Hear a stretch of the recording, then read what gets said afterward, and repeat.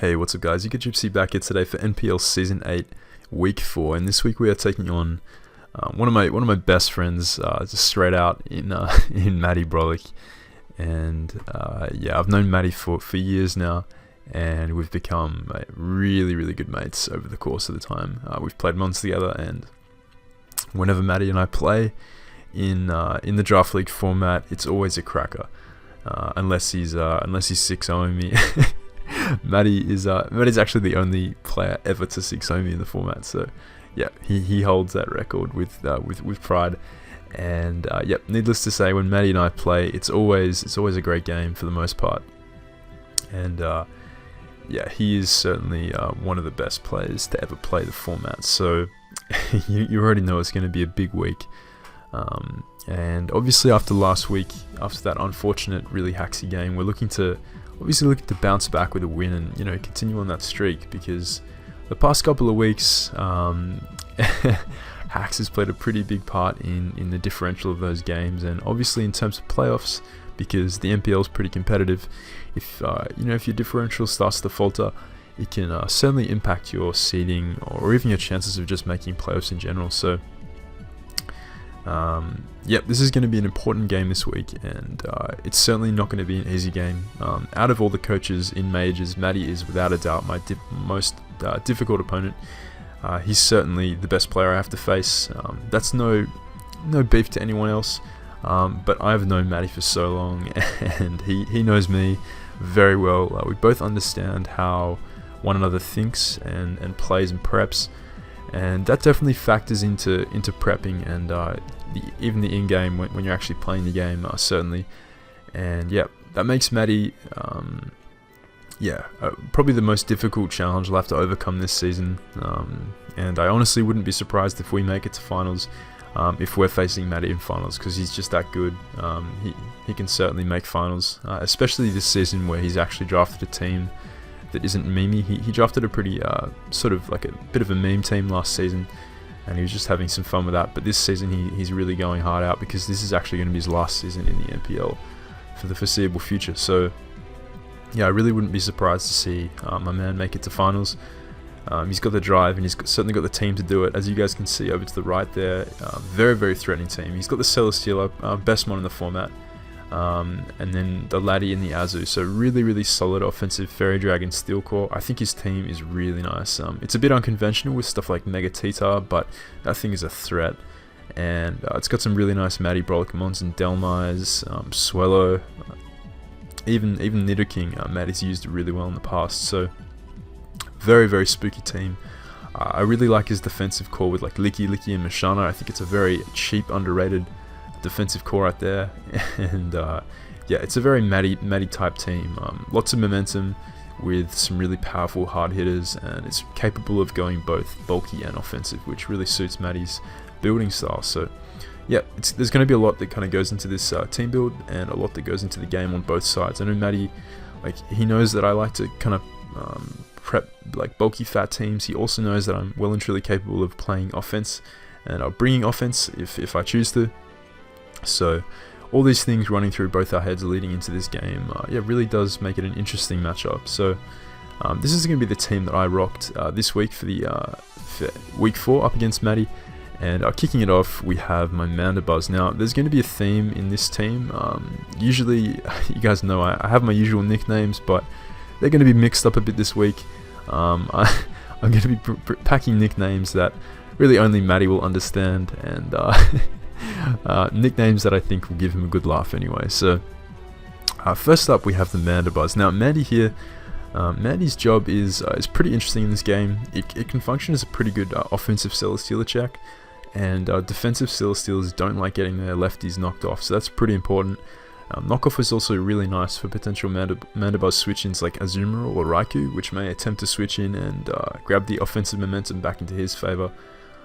Obviously, he has a couple of things that don't care about knockoff, like Titar and maybe like a Z-move Mashana or something like that, but really nothing wants to be knocked off. It's also a solid response to Delmise, because although I don't have foul play, knockoff's still doing a decent chunk, and there's not a ton that Delmise can do to me unless he's Swords Dance. But The chances of Matty setting up an SD in front of Matterbuzz's face is pretty slim because the likelihood of me packing foul play is pretty high, so yeah, that's my reasoning there. But knocking off potential banned on Azu, which is a pretty big threat to my team, could be really huge. So it also allows me to knock off specs as well as item in choice specs, and that's actually going to allow me to live 2, so that's really solid there. With this much speed F, I'm a very solid switch into a lot of his special attackers, and due to Matterbuzz's typing and natural phys def, I don't actually need to invest a ton in physical defense to check stuff like Delmise and off like physical or just like defensive heavy slam Celesteela. I still chew those fairly well. And yeah, he doesn't, like, the offense that he does have, the physical offense in the form of T-Tar, is going to murk Mandy regardless of whether I invest in phys def or not. So yep, Spit F is the way to go this week. It also helps me take a T-Bolt from Raikou if I need to, so that's important. I take around 50 from that, which is kind of ridiculous. I can always roost off, knock that, or just U-turn out, or just hard out if I obviously need to there. So yeah, Matterbuzz, whilst not a very a game-changing one here, is a pretty important defensive core in this game. The next one we have is my Mega Medicham here. So Mega Medi is a real threat to Matty's team. He doesn't have a ton for it. Obviously he has the Mashana, which is a pretty solid, which is it's actually quite good, but it's his only real Medi switch in, so it's going to be pressured a lot. And it does fear, he has to play aggressively around my Mashana switches, and I do have a couple of those, so he's going to probably run Baton Pass. Baton Pass, like a slow Baton Pass with Mashana, really suits Matty's style. It really, it really sort of runs with how he likes to play, and it makes a lot of sense, because if I hard switch out with my, or even just fast Baton Pass out with my Medi into something that can capitalize on Mashana, he can just get the slow BP out into something like Nidoking, which is a really solid breaker if I bring a fat team, or something like Azu or Selly. So I am expecting that thing to come and more than likely have the slow Baton Pass, because he doesn't need a ton of coverage versus me. He can really get away with Baton Pass, Moonlight, Psychic, and Shadow Ball, because he's never really hitting Matty hard anyway. He could also run Toxic if he wants to, but yeah, I am expecting Mashana to come. But honestly, apart from that, he doesn't have a ton for this Medi, and this Medi can really just do some damage. You see I'm adamant with max attack. This thing hits hard. I do have the high jump kick. I'm going to be hesitant to click HJK if he does have Delmise, of course, but Zen is a comfortable 2 echo on max HP Delmise, and Fake Out is really clutch in a potential late game situation. If his offense is running rampant, I can just fake that out for some nice chip. For instance, Laddie takes around a third from Fake Out. Raikou takes a similar amount of damage. And it does help me stall out any potential Trick Room shenanigans that he may opt to go for in this game. So yeah, that's the kind of thought process behind this Medi. Drain Punch obviously just there for really nice recovery, and it allows me to play around Protect on potential Mega T-Tar. So yeah, that's Medi. And the next one we have here is the LL exclusive, not this set of course, but just this concept Matty will understand. Who am I kidding? LL made this set. I gotta give him props. But no, he didn't. Rocky MZ with a Stone Edge here. After an SD, I can blow away Celesteela. Phys Def Selly, I think, is O-code after Rocks by +2 Stone Edge from Adamant Chomp, which is really nice. With this speed investment, I outspeed Timid Nidoking, which is pretty important. Not that I think he'll bring it. I really do think he'll bring Modest, because Modest is important for breaking past my team, and he doesn't really have a reason to run Timid. I don't have anything that Timid really creeps, so I feel like he will bring Modest, but just in case, I had to have something that could outspeed it. So yeah, SD with EQ and Stone Edge has pretty solid coverage, complete, I think it's perfect neutral coverage versus his team. With an SD up, EQ is chunking everything that isn't immune to it, and Latios, for example, doesn't appreciate taking a Adamant Rocky MZ, so that's pretty solid here.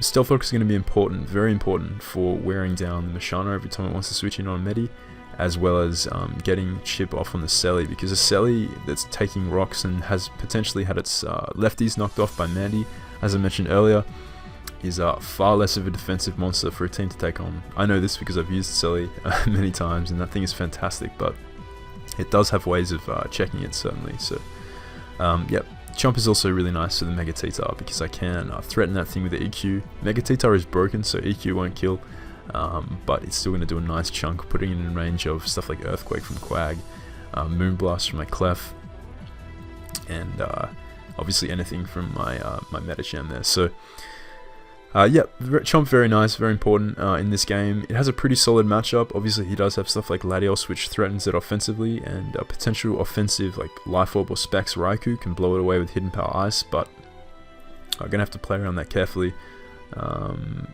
And I could potentially bluff Scarf if I play it in a certain way, which is pretty nice. The Scarf makes little sense against Matty's team. Moving on to the next mon here, we have Shrugmaster Quagga. We have nice Rocky Helmet Quag. Quag is actually pretty nice here because stuff like T-Tar is a threat, and if he expects me to underprepare for DD T-Tar, and he does bring it, that could definitely pose a threat to my team, as my Clef is not the most defensive of Clefs, I'll say that now, and even if I was, Mega T-Tar is too strong. So yeah, this unaware Quag can help. Can certainly 1v1 the T-Tar, although T-Tar will probably carry Taunt, and I'm expecting Matty to run Taunt on T-Tar because I know he loves that on T-Tars. And yeah, this Quag also checks a Calm Mind Raikou that doesn't have Hidden Power Grass, obviously, and Obstacle Hidden Power Ice for Chomp, which makes more sense in my opinion. And obviously Toxic could be a bit annoying if he does bring it, but that means he's not sub, it means he's not like Calm Mind with 2 attacks. And a Belly Drum Azu obviously is checked by this Quag as well, so that's very nice. And a Celesteela that may opt to try and set up in my face cannot 1v1 me unless it has grass coverage. So yeah, this Quag is pretty solid. You see the Encore there, that's mainly like, that last move is kind of a filler. Like Encore is solid, there's a couple of different moves which it could have gone in that place, but Encore does allow me a way of 1v1ing something like Calm Mind Mashana, a Licky that's just trying to wear me down. As well as just pretty much provides stuff like Medi, Chomp, and AG really nice switch-ins in my Clef as well. So AG does appreciate things being choice locked because it is actually an SD variant. So yep, Encore is a pretty interesting move on Quag here, but certainly effective in some scenarios. But realistically with this thing, I am just expecting to be able to click EQ and Scald and then recovering up when needed. Obviously something like the Latios gets a free switch in on this thing because there's not a ton that Quag can do to it, but in a situation where I'm willing to suicide Quag, I can always Encore on a potential Calm Mind or sub, which could be very big in the game. So the next mon we have is my Clefable. Now this, Matty will understand this nickname, but yeah, pretty much this Clef is a nice offensive Clef. I haven't actually bought this kind of Clef all season, but I really do like offensive Clef. It's a thing that I used back in the day in draft, and I really enjoyed using it. And yeah, the beautiful thing about this Clefable is that on paper my team looks really fat, and you know, Clef screams a defensive option here, but with this spread and this item in Life Orb with the Magic Guard, obviously I hide the fact that I'm Life Orb because Magic Guard negates any passive residual damage like that, but Fire Blast destroys Celesteela. So if he's an offensive set, he just needs to take a little bit of chip to be in range of Fire Blast. If he's defensive, Fire Blast is a 2 KO, and chances are Mandy will whittle it down with knockoff. He'll probably take a Groundy or like a Rocky MZ from Garchomp potentially, as well as maybe taking some Scalds from my Quag. So there's a lot of ways that his Celesteela can really get in range of Fire Blast from Clef, but you see Encore in that last slot. Encore's pretty interesting on Clef. Depending on how I play it, I may be able to pivot in on a Leech Seed from a defensive Celly once I determine that it's not like an auto set. Encore it into Leech Seed and blow it away with Fire Blast, or just spam Moonblast because he'll be forced to switch and he's essentially Encore trapped, as this Clef spread outspeeds non-timid or like non-jolly Celly. So like max speed Adamant, I outspeed, or like max speed, like if he's some weird max speed non-boosting nature, I outspeed that. I also outspeed a Tyranitar creeping an Aegislash, a max speed Aegislash there, so, or like a max speed non-jolly AG, that is. I think it's something like that. But yeah, I don't expect his T-Tar to be too fast. It'll probably like be creeping some sort of creep on my team, but maybe not necessarily max speed AG. I think AG and Clef have the same speed stat there, but certainly this clef is quite fast, faster than I think you'll expect. It actually allows me to outspeed Jolly Azu in case he does want to bring that for some reason. But yeah, this clef can roast stuff like Delmise with Fire Blast. I don't think he'll be expecting it. An offensive clef, and I am bulky enough to live stuff like Modest Specs, Swallow's Boom Burst, and yeah, this clef is a real menace for his defensive mon. Stuff like Licky Licky just get encored and just blown away by a few Moonblasts. Mashana just gets destroyed by Moonblast and just encored if he's like Carmine or Moonlight. And yeah, his team really does not appreciate this. His only real switch into this thing is Nidoking and the Celesteela, which both take a lot from Fire Blast. Nidoking takes a decent chunk from Moonblast, and I have a pivot in Mandibuzz. And every time Selly comes in and takes a Moonblast plus potential rocks, it's getting closer and closer in range of Fire Blast. So really, like, if he's not Spit F, I think he switches in on rocks, and he's like, say I've knocked off his Life Orb or his lefties, he'll switch in on rocks, take a Moonblast, and then be in range of Fire Blast. It's that kind of situation here. So this clef, if I can preserve it to the late game and not kind of not reveal that it's offensive, it has the potential to put in work. So I think if I reveal it early, though, Matty will catch on to the fact that it's probably fast and his defensive Celesteela isn't a check to it. So that's going to be something I will potentially have to play around. But the last mon we have is AG. Good old reliable SD AG. Very solid here. Yeah, it's pretty nice because Selly is pressured a lot. Selly is one of his best checks to Aegislash on his team, and it is pressured by a lot of my team and potentially lured by Clef. With SD and Shadow Sneak, I revenge stuff like Latios, Azu, if it's weakened, Delmise, Mega Titar with the Sacred Sword, and Crunch does not kill me. And obviously I have the potential to King Shield his Crunch, dropping his attack by 2 stages, so yeah, very, very solid one. I set up SDs all over Mashana, and I get to +6 on that with lefties in King Shield. And King Shield is really nice for Azumarill as well, because he has the potential to bring Banned Azu. And if you look at my team, I don't really have a response to Banned Azu, because I'm not bringing Vileplume to this game. And if he does bring Banned Azu, if he brings Banned Azu, for example, and he doesn't bring Titar, Quag is very expendable, and Quag will be the sack most likely. Because what happens is, if I sack Quag to 2 play roughs, and he takes rocks damage, he's in range from Life Orb Moonblast from Clef, he's in range from EQ from Garchomp, he's in range of Zen from my Medi. So Quag can switch in, take 2 banner play roughs, die in the process. He's also in range of +2 Shadow Sneak after taking rocks +2 rounds of Helmet. So that's kind of that's the thought process behind this Quag. It's a suicide against Azu if that is the case and he brings Ban. And obviously Mandy can potentially knock it off if that's like his Mandibuzz switch in. But that's going to be the game, the team I should say. I'm going to pause it here and jump into the game and see what Matty brought. Okay guys, so here we are back with the game, and as you can see, Matty opted to bring a pretty interesting team. I see no Azu and I see no Laddie, which were 2 that I really felt could come to this game. No Swallow is nice to see as well, because that definitely takes some pressure off AG and Mandy to check that menace. But we do see the Titar, the Selly, the Nidoking, and the Mashana, which were 4 I definitely felt would come to this game.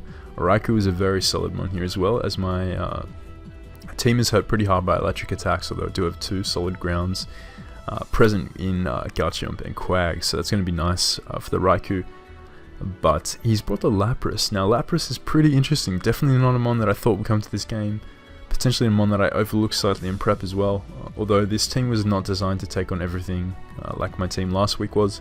This team was designed with a specific purpose, which is to weaken everything for Clef to win, or to weaken everything for AG to win, or for my Medi to win. So yeah, this is a very interesting team from Matty, but very threatening team. I'm expecting probably rocks on Titar if he's a more defensive pursuit variant, or rocks on a like Sash or Shuka Nidoking if he does opt to bring that. So if he is rocks Nidoking, he's probably going to lead it, especially if he's Shuka or Sash to 1v1 like a lead chomp. If he ice beams me off the go and I'm not Yachi or not Sash, either way, leading Medi is a pretty solid lead on my part, and that is actually what I'm going to do here, because Medi threatens out Nidoking with the potential of Zen if he isn't Sash, and Fake Out breaks the sash anyway, so that is what I'm going to click, as Fake Out gets me information on this Mashana as well.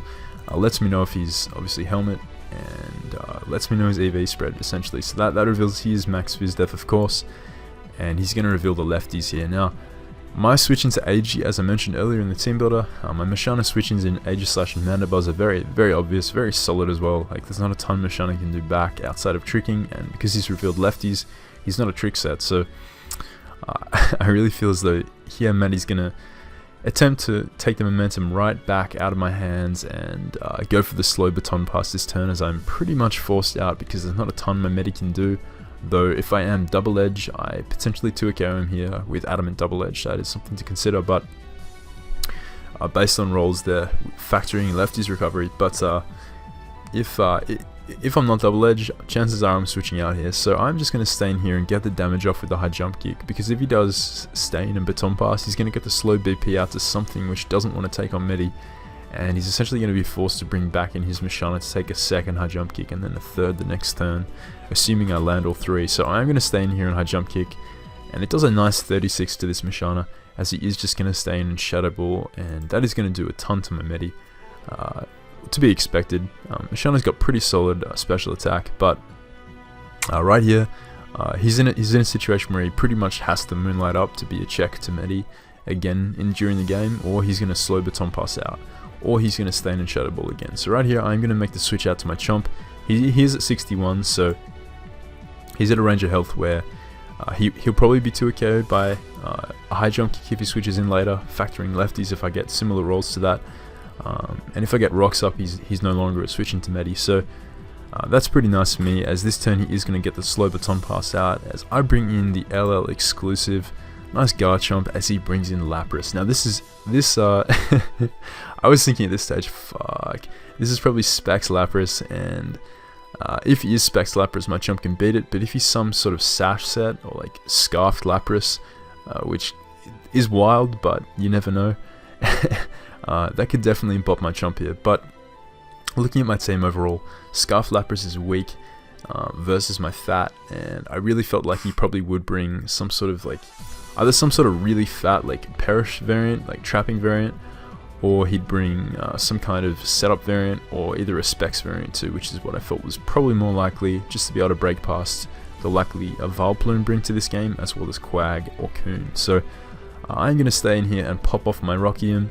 If you look at his team, his answers to Rockium are probably Celesteela if he does have it, and if he switches that thing in, I get critical information and crucial damage off on that thing. So I'm happy to make that trade.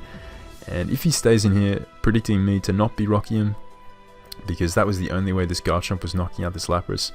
I don't know if Dragonium Z killed this Lapras from here. It might have, but chances are it may have lived, because Lapras is pretty fat, and I am just going to pop off my Rockium here, and that is going to catch the Lapras here. So I don't think Matty expected that one, and down goes Lapras, which, like, as much as a meme as Lapras is seen to be, it could have been a bit of an irritation to this team. Granted, I do have Aegislash, which could sort of set up on it.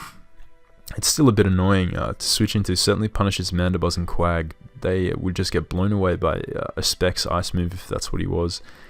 And after the game, Matty did actually send me his team, and that's actually what he was. He was Specs Lapras. So happy to get that threat out of here, as he's now going to bring in his Raikou. So this is an interesting spot. I don't really think at mashup this Raikou is a spec set, although it's definitely possible, but I didn't really feel like he would be specs here. And the likelihood of me staying in and the likelihood of me switching into Clef, making the mid-ground play, covering Hidden Power Ice if he was specs, covering T-Bolt if he wasn't, and he wanted to make the hard read, his Clef could live anything if I was like a bulky Clef, is probably what I'm going to go for. And this is what I was talking about when I mentioned earlier in the team builder about mind games with me and Matty. Like, Matty knows I make like fantastic mid-grounds often when I play, as does he. He makes really good mid-ground plays. He knows that I don't like to take risks if I don't really need to, and chances are like I am going either AG or Clef here, as that covers both T-Bolt, Hidden Power Ice, even Shadow Ball, because AG doesn't take much unless he's like modest specs or something. Or even Quag. Quag is a solid switch into Raikou. So this is what I was mentioning earlier when I talked about these kind of mind games. As I am going to stay in and Stealth Rock, I don't expect him to be specs. Non-specs Raikou cannot kill me with Hidden Power Ice, even if he's modest. And if he does stay in, he may have gone for like sub or something on this turn. So switching out is a play he also could have made, predicting me to go hard out into my Clef or my Quag or my AG. And Matty's known for making those kind of aggressive plays. Like for instance, if I'd gone hard out Clef there and he doubled to Nidoking, I would have been in a really rough spot, because like granted I do have Mandy, which can always switch in on that thing because rocks aren't up, and I'm Spadef. It would have still put me in the back. I would have had to roost up if he Sludge Wave predicting that, and yeah, it would have been a bit irritating from there, as a double like that is a play that Matty is easily capable of making. So I'm going to stay in, make the aggressive rocks play, as that certainly pays off. Me staying in and EQing also was a play that I could have made versus that Raikou. So Matty doubling to Selly covers not only me staying in and EQing, but me going Clef or Aegislash. So fantastic play from Matty in a sense. Not fantastic in the sense that it didn't work out for him. Like I didn't switch to Clef there, but going Selly covered both me going Clef and me staying in and EQing with Chomp. But I am going to Rocks here. So like, this is just good mons. Like, this is good mons from both sides. Like, no one lost in this turn here. Like, Matty lost in a sense because he lost more than I did because he didn't kill my Chomp. He is actually Specs Raikou, and he didn't kill my Chomp with Hidden Power Ice, so you could argue that he lost in that sense, but he made a really good play in going Selly. That is what I would have done 100% of the time, gone Selly there. He made a fantastic play. I made a very aggressive Rocks play, and it worked out for me, although it wasn't aggressive in the sense that I didn't expect him to be Specs, but he was Specs. So this is just good mons. Like, this seems like a very trivial thing, but I'm sure a few of you guys will get what I mean. Anyway, Matty will understand what I mean anyway. So I'm going to go out into Matty here as he does Leech. Now this Leech on Selly reveals that he's probably defensive, if not offensive Leech, which is pretty solid too.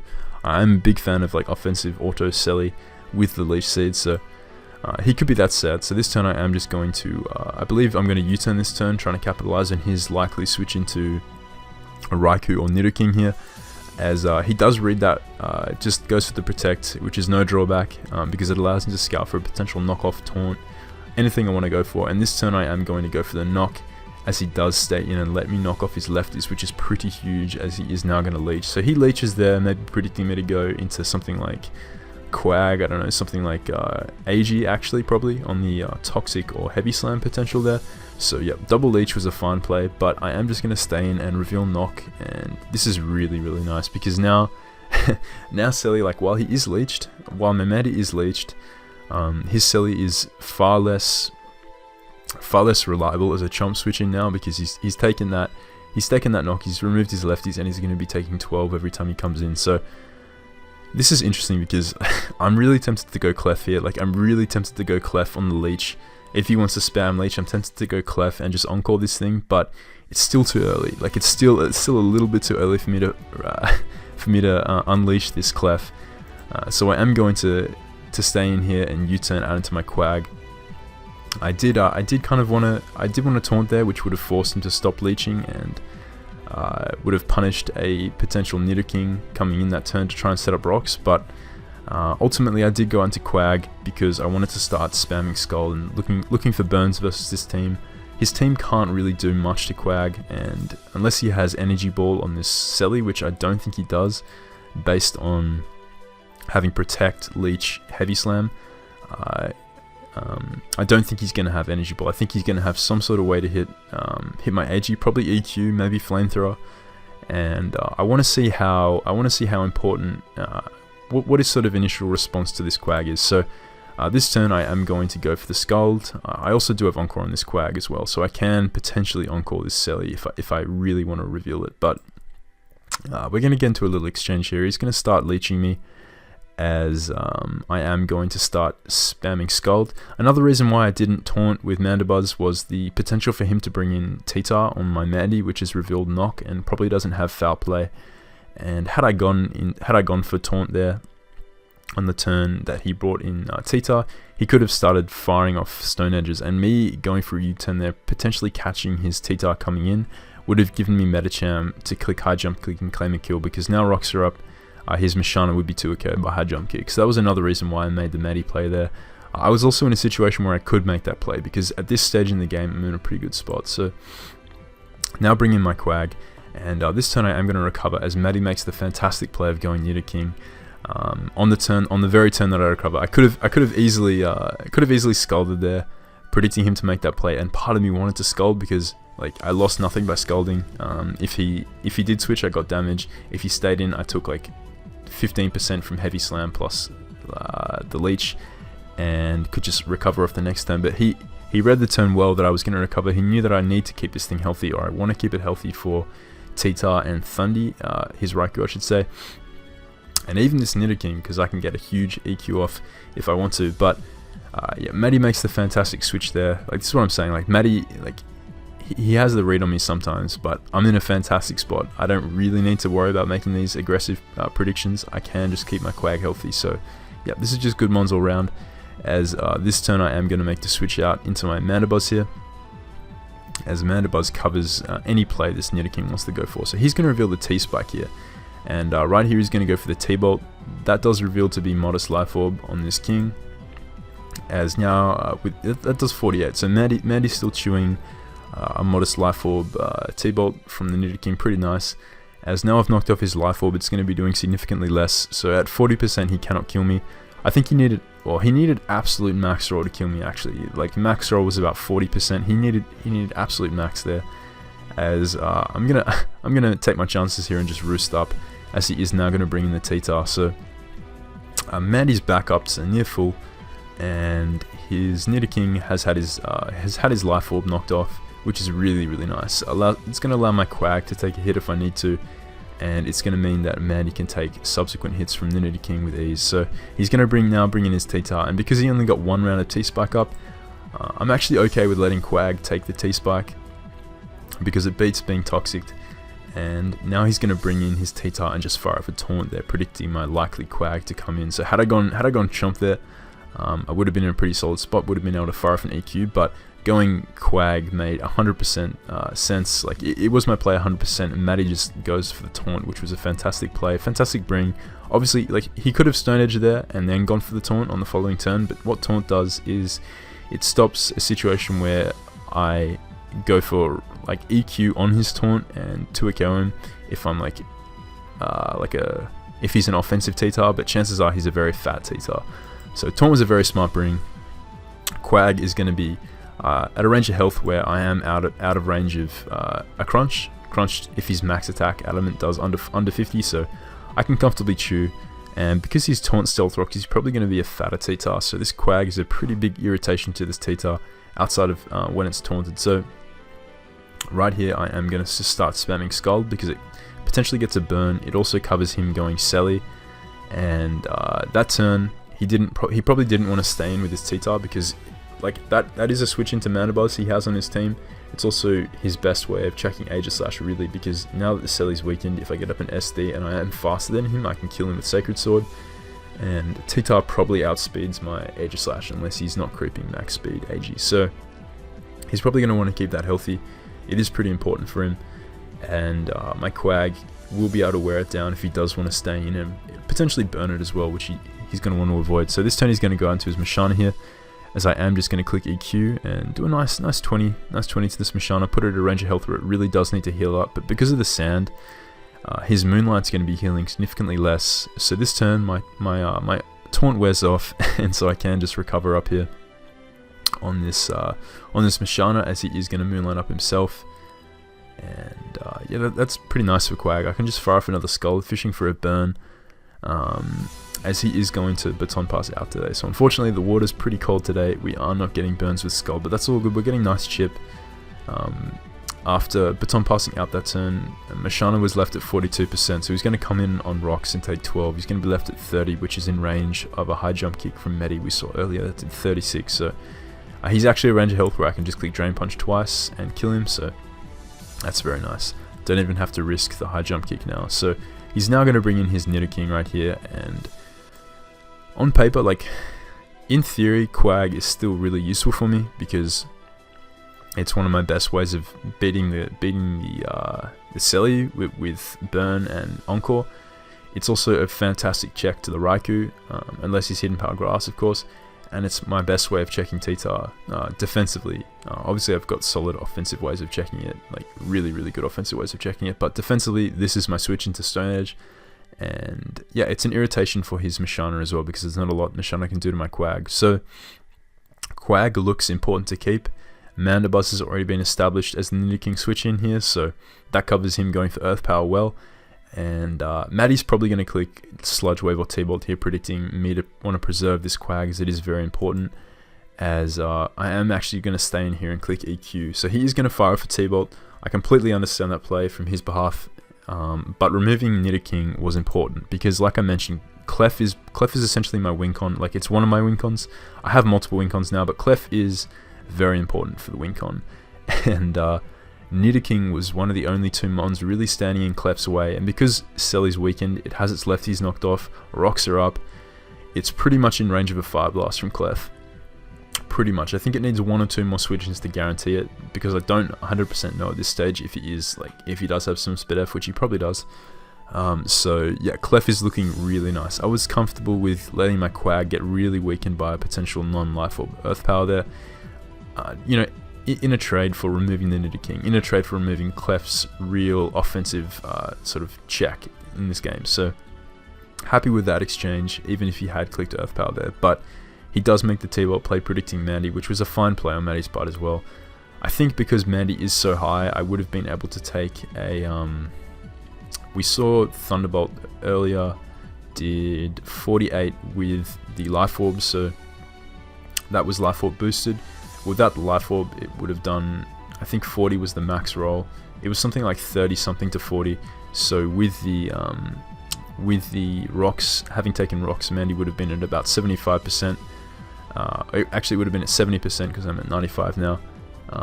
And then depending on rolls and lefties, I could have potentially lived a 2 T-Bolts, but T-Bolt also could have taken me out if he got 2 really, really high rolls. So I can definitely understand why he made that play, as now Quag will be able to live another day, and he is going to bring in his Raikou here. So this turn, instead of EQing his Raikou, I am just going to stay in here and recover, because I want to scout damage on this thing. I want to determine if he is Specs, because I don't think he's going to be, but if he is Specs, that's really good for me to know.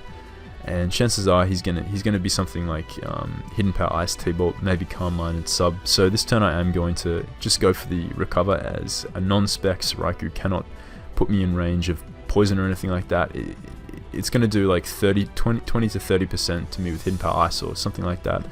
But his Shadow Ball does 52. This is Specs Raikou, and this is going to put Quag low. I could have killed him with EQ there, of course, but Recover was a fine play as well, because Quag is definitely nice for the T-Tar, and I was certainly not expecting that Specs damage, so that's good for me to know. I am going to make the switch out here into my Mandy. I contemplated staying and recovering again, expecting Matty to make the aggressive play out to his T-Tar, because Matty's a fighter. He's still in this game certainly, and he's going to want to capitalize on my likely switch out to a Ghost Resist. So I ultimately do make the play, as I was comfortable with Mandy taking a round of rocks, getting the lefties back, and sacking Quag if I did need to on this T-Tar, because Mandy at 71 or at 76, I'm going to come in at pretty much around 50 after another turn of rocks, is still capable of checking Selly, is still capable of checking the Mashana, and if the Raikou wants to lock into itself Shadow Ball in the late game, Mandy will be able to check it. So I am going to make the switch out here now into my Quag, as he is going to fire off the Stone Edge, and unfortunately Big Body Quagga is going to, in conjunction, we chew the Stone Edge like a champ, only does 18, but because I am not lefties, that edge is going to put me in range after the poison damage of a second edge. So Quag is going to go down.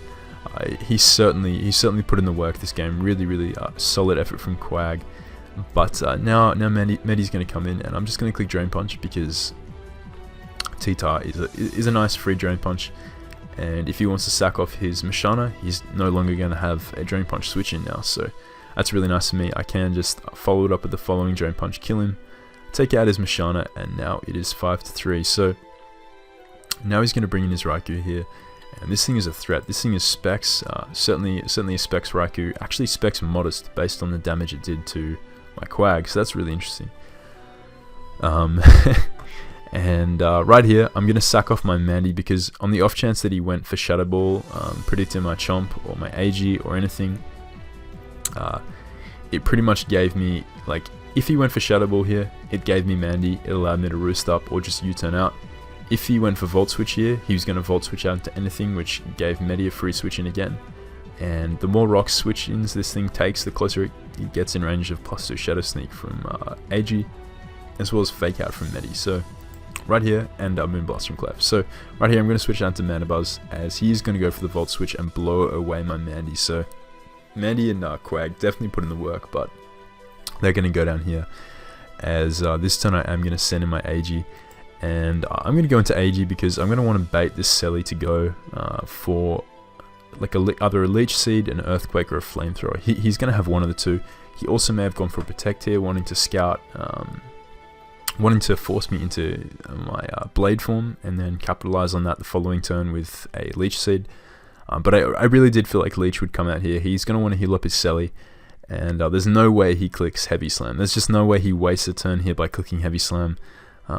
It accomplishes nothing. Like, if I King Shield for some reason, he gets a -2 drop. It's just in no world does Matty click Heavy Slam here. So I'm gonna make the play of going hard out into my Clef, and he is gonna leech up this turn. Now this is really solid. Clef is inside. He's leeched. He doesn't know I have Encore because I've preserved this set till the end game. And right here, I will be able to fire off a Fire Blast. The reason I Fire Blast here is because I did expect him to Protect, and me revealing Encore on his Protect is probably going to mean he's going to want to switch out the following turn, but he's probably going to want to switch out anyway, even if I had shown Fire Blast and hadn't shown Encore. But me going for Fire Blast here is my play. Even if I miss and he takes out my Clef, that would really suck, but I still have Medicham, I still have Chomp, and I still have Aegislash, which actually wins the game at this point. So I am going to go for the Fire Blast here, as unfortunately we do miss the Fire Blast, but he is going to go for a Leech Seed here. And the reason why Leech is a fine play is because it also covered me going out into AG, because me going hard Clef on Aegislash looked like I was trying to predict him to go to T-Tar. If you guys get what I mean, like AG versus Selly, me making the switch out into Clef looked like I was predicting him to go into T-Tar. So Clef typically can't do much to Celesteela, so it may have looked like I was just making a prediction of him to go out to, wanting to put him into range of, I don't know, Drain Punch from Matty or something like that, wanting to shuffle his Selly around a bit.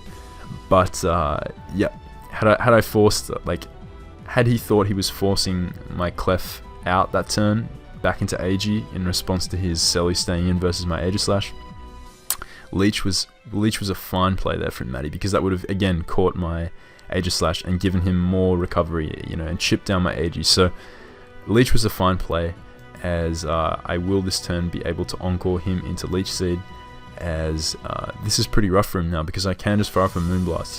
He's now locked into Encore. He's essentially trapped if he wants to stay in, and Moonblast is going to put this Raikou in range of rocks here. So he's just going to Shadow Ball here on the off chance that I wanted to go into my Garchomp there on his T-Bolt, so or on his Volt Switch, because he can no longer really switch out, and if he wants to stay in, it's going to be a sack.